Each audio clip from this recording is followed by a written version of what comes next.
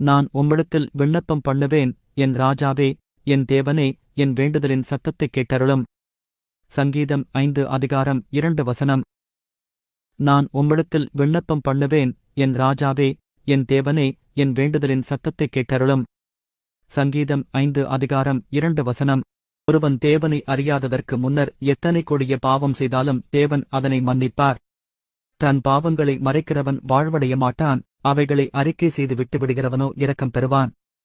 நீதிமொழிகள் 28:13 அன்பு மகனே, என் மகளே, இன்றைய இறைவார்த்தை ஆண்டவர் கூறுவது இதுவே: உன் கால் கல்லின் மேல் மோதாதபடி அவர்கள் தங்கள் கைகளில் உம்மை தாங்கிக் கொள்வார்.